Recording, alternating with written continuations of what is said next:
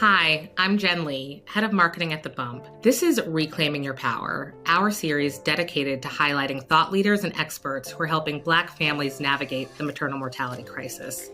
I'm so honored to be joined by an incredible group of panelists. First, I'd like to welcome Dr. Rachel Villanueva. She's an OB-GYN who practices in New York City. She's also the immediate past president of the National Medical Association and my partner in launching the Bump Black Maternal Health Hub. Welcome, Rachel. Thank you. We're also joined by Lisa Price, entrepreneur and founder of Carol's Daughter and Love Delivered. Lisa, thank you so much for joining us. Thank you. Honored to be here. And last but not least, I'm joined by Latham Thomas, who is the founder of Mama Glow, a global healthcare platform, and a partner of Love Delivered. Latham, thank you so much for joining us. Thank you for having. So let's jump right into it. The Black maternal healthcare crisis is now front and center. Many of us are joining the conversation and finding ways to advocate for Black families and create more positive outcomes. Just from your perspective, would just love to hear, why is this crisis so urgent right now? For me, the crisis is not just the statistics. The crisis is not just what's occurring. The crisis is with regard to communication. When I look back on 2020, when George Floyd was murdered, and it seemed to a lot of us who are Black and brown that the whole world suddenly said, police abuse Black and brown people? I didn't realize that. I feel like that's what's happening here, that we're finally getting people to understand, but not enough people, that just because you walk into a hospital with a certain skin color, there's all of these preconceived ideas about your health, your economic status, your knowledge, your pain, so many things that have nothing to do with who you actually are. It's who they think you are. So to me, that's the crisis. The assumption is, oh, Black people don't have access to health care in the same kind of way. It's probably an insurance thing. It's probably the neighborhood. It's probably the hospital. When it happens with people who have insurance, it happens with people who have six-figure incomes. It happens with people who are in wonderful hospitals. It's happening because they're Black. That, to me, is the crisis, the communication of it and its origins. Thank you, Lisa. Any other thoughts on the urgency of the crisis and kind of how we got here? I'm happy to contribute. I'd love to say that, we've been on sort of a 25-year increase in Black maternal deaths in the United States. And so what's been critically apparent is that, using platforms and really incredible reporting helps people to cut through what we understand as statistical information and really puts a face to a story, right, about loss. When we think about how our communities are organized, they're matrilineal, right? When we think about the Black family, it is matrilineal in nature. And so when we lose a mother or birthing person to as a cause of a pregnancy or birth-related complications, or in the postpartum period, it really actually disrupts the fabric of our communities and destabilizes our communities. And so the opportunity that we have in addressing the most marginalized of groups as we look at the entire care continuum reproductively is we have an opportunity to not only change how we're addressing care, how we see, the actors who provide care, but also how individuals not only survive that experience, but also what does it mean to create safe, healthy, affordable, effective, culturally competent, and also care that centers a vision for the future that we want to have, right? I think that there's an opportunity to lift up a vision that centers Black and marginalized individuals as paramount in terms of the care. If we start to think about our needs first, right? and address those needs, then everyone's care improves, right? Because it should be noted that we're talking about this from the lens of the Black experience, but white women are dying too, right? And so nobody should be. And so I think in the United States being the most dangerous place in the developed world to give birth, we shouldn't really be walking around with that title, and we shouldn't be comforted, right, by the fact that so many people's lives are lost senselessly when we know that the majority of those deaths are also avoidable. Thank you, Latham. I couldn't agree more. Dr. Rachel, I'm curious, now that it is on everyone's radar that this maternal mortality crisis exists, has that impacted your practice as an OBGYN at all?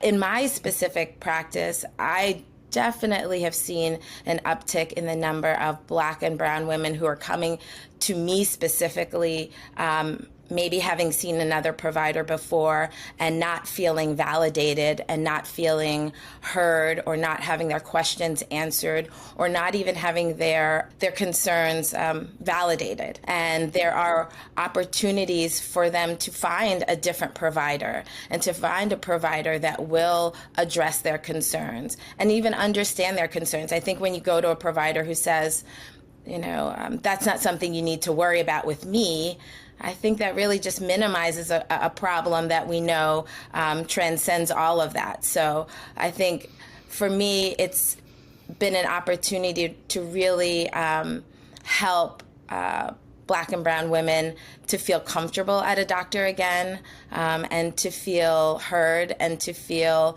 that they can trust the person that's taking care of them through their journey, whatever that may be for them. And that makes a lot of sense. And I think many of us are familiar with the role that an OBGYN or medical professional plays in this whole process of pregnancy, labor and delivery, and then even postpartum. But I'd love to share a little bit more with our audience about what a doula is, the role of a doula, and how they can help support the overall pregnancy journey. This work is obviously not new. I think that there's a lot of folks who think that, it's just for people who have a lot of money and they can spend it indiscriminately. And so they think that it's a luxury service. It's actually an ancestral tradition. We have been alongside birthing individuals since the beginning of time. The oldest known professions is midwifery and doula support, right? And so the work is non-clinical in nature, which means that we work alongside clinicians. We will work alongside a physician, alongside a midwife, and help to sort of bring the entire birth village together. A doula provides educational support, physical support to help you sort of manage the demands of labor in the early postpartum period.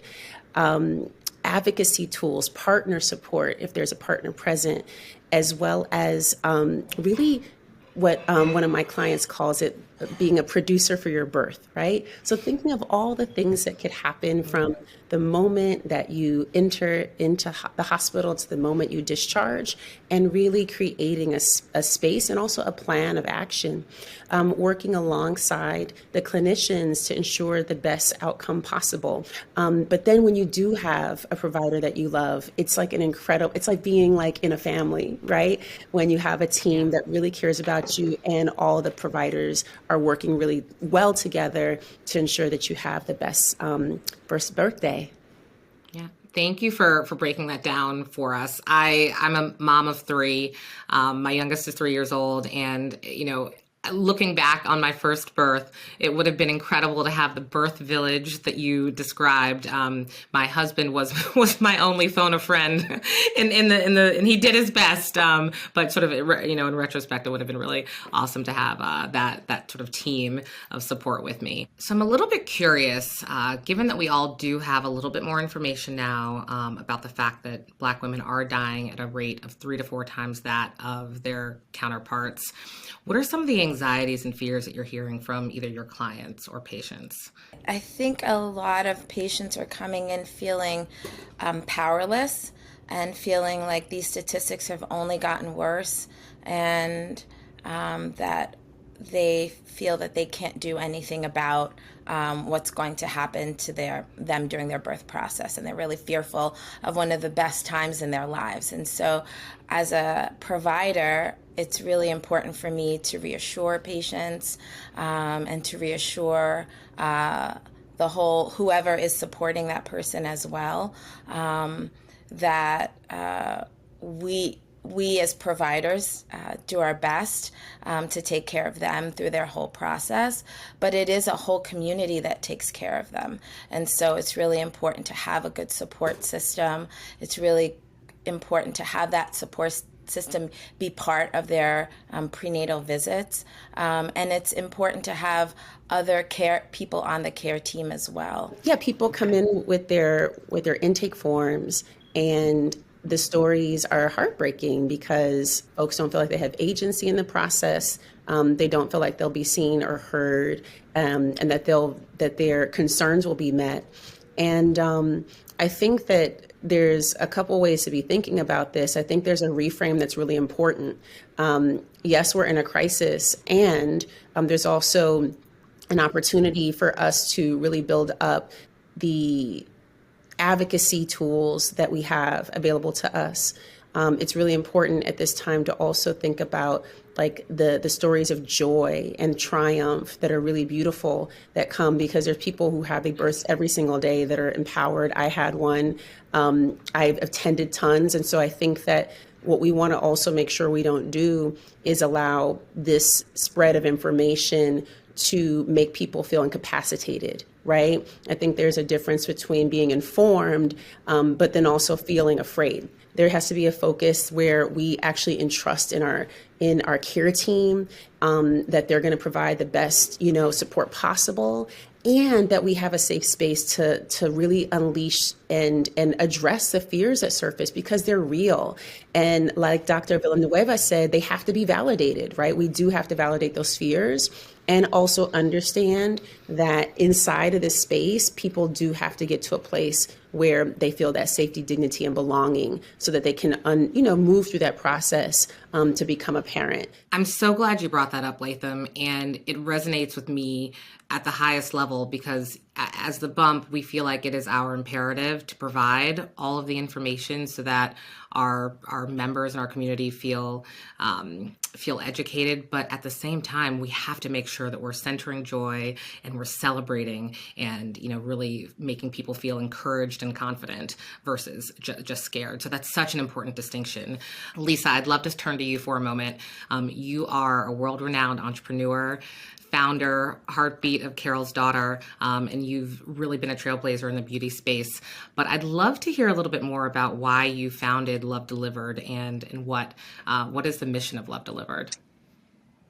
Founding Love Delivered is such a blessing to me, to my team. To be able to work with someone like Latham is just phenomenal. And I've known Latham for many years and know her as this person, as this doula, as this energy that moves through the world and despite obstacles brings joy to the situation.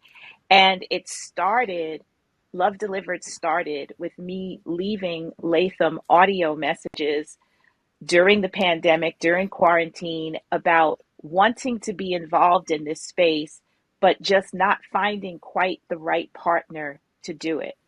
And she was in a space where she was developing her not-for-profit, and it was just synergy and serendipity and all of that at the same time. I can come to the space from a place of, I don't have good birthing stories to tell, and I don't want that to happen to other people. I want other people to have really powerful, wonderful birthing stories to tell and not have the scary ones that I have. Now, everyone came out okay on the other side, thank God, but it was very stressful and it didn't need to be.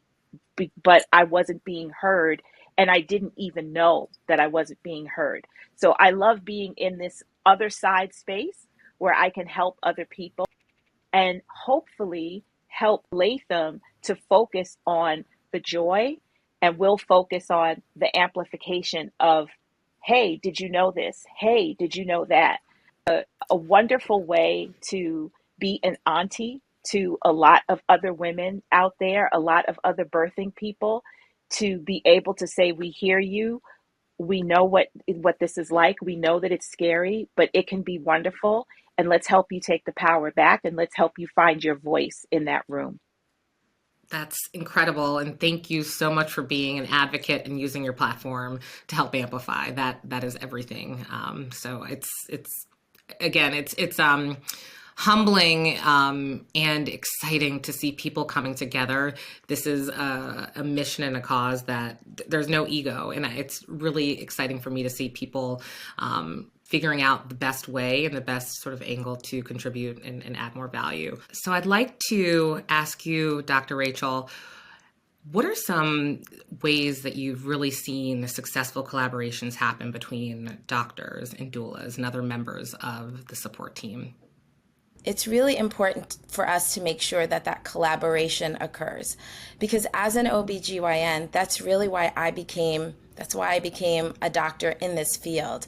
I was so empowered by the births that I attended. Where I went to medical school, there was a midwifery program. And so they really allowed a lot of medical students to take part in births and be part of that experience.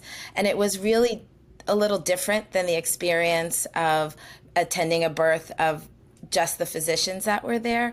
And so I think I come from a little bit different of an experience. I've had some of the labor and delivery nurses say that I kind of am like a doula doctor sometimes, the way I practice. And I take that as an honor, because I think it is really important.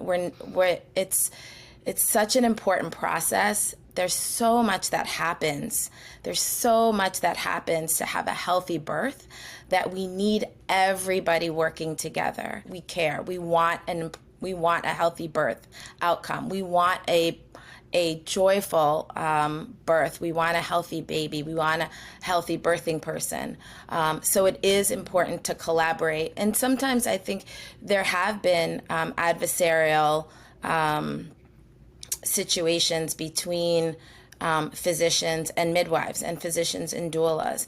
And I think physicians have to own that and understand that we are not going to overcome this health crisis without everybody coming together. And so that's why these type of spaces where we can come and discuss the good and the bad about the healthcare system, right? The fact that we do have to understand the biases that are inherent and embedded in our system.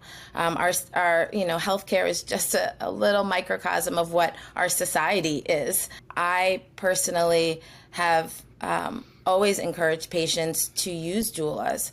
I think it's so important for patients to feel that they have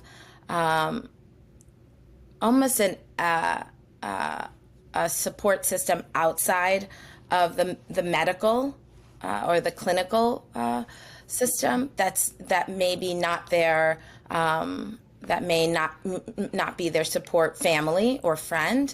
And so I do think using all of the healthcare team, all of the assets that each person brings to the team is so important in overcoming the crisis that we have and ensuring that we can give all birthing people the experience that they want.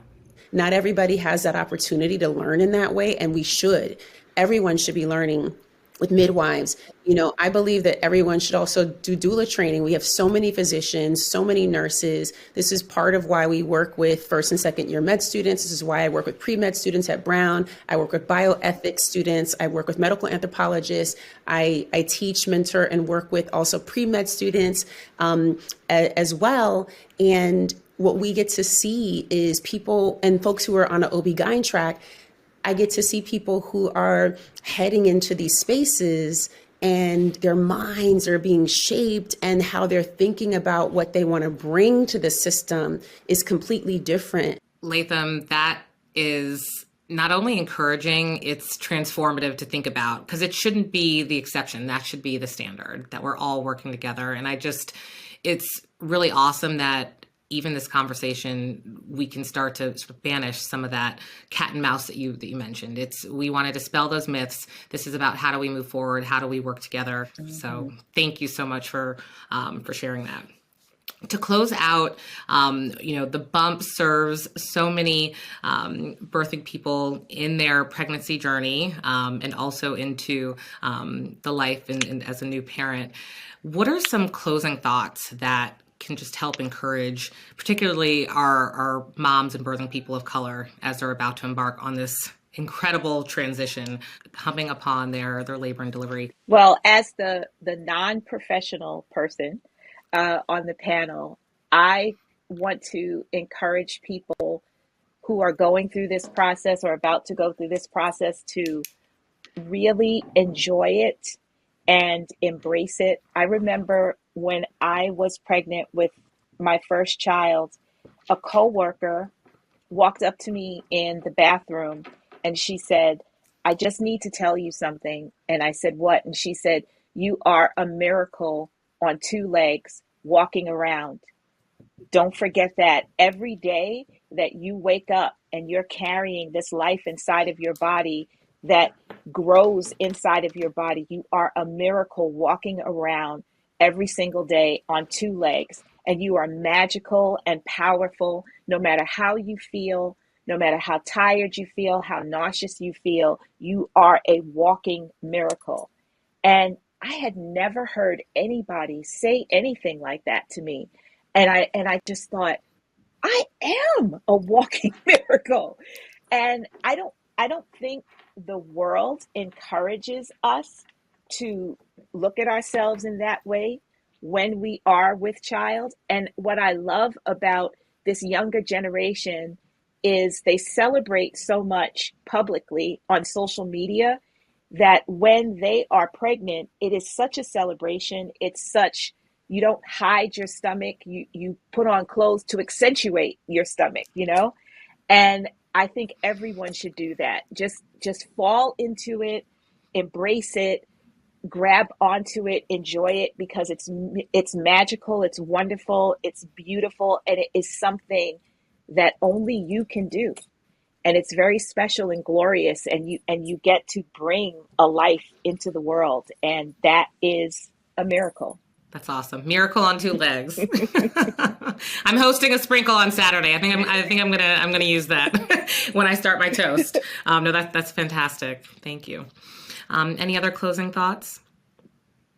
I just say I think it's so important to have community. Birth is really communal. It is, although it's happening through the body of a singular person, it is a communal event. And what's really important on the other side is really having community support. And so you just want to have, like a really good, like solid crew of folks you can depend on that you cultivate during the pregnancy so that it's a little bit smoother of a transition into new parenthood. Thank you, Latham. That is a critical tip because many of us assume that people know what we need once we're on the other side. You can't make that assumption. And so that is a really, really actionable tip. Recruit early, have those conversations early while you have a little bit more rest and you're not sort of in the haze of it all. Love that. Very good practical tip.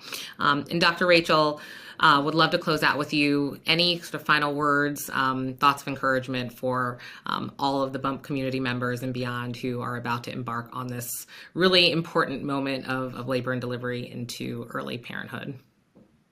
Yeah, I would say what I say to my patients, especially first-time birthing people who come into the office, is to enjoy the process. This will be your last first pregnancy, and not to be afraid about every little tweak or thing that they feel, and that they should enjoy it, but that it's okay when they don't enjoy it.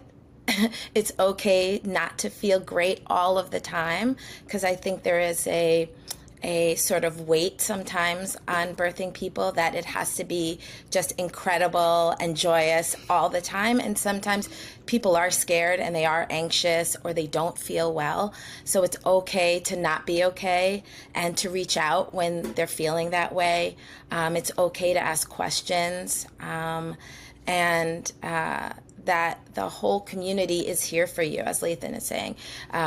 That your providers are here for you, that there are other support people that are here for you. We want you to be healthy and we want the baby to be healthy in the end. And so I think letting people be okay with not being okay at a time that is joyous, but sometimes can feel overwhelming, can sometimes feel isolating, even during the pregnancy itself, and just to make sure that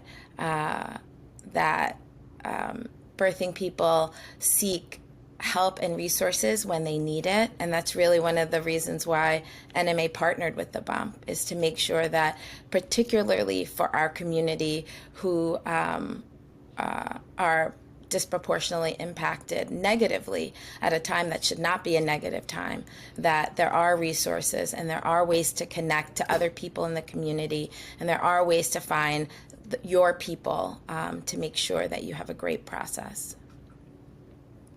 Thank you so much, Dr. Rachel. And thank you to each of you. This was really such a wonderful moment for me personally. I am done having children. However, I feel very, very encouraged and empowered, and feel like there are a couple things I would do differently if I had my druthers and were to embark on that journey again.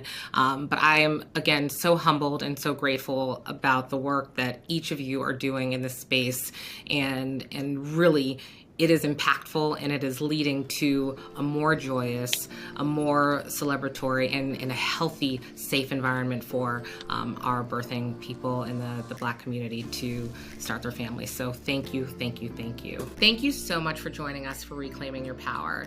Please continue to follow the Bump and visit the Black Maternal Health Hub for more helpful resources.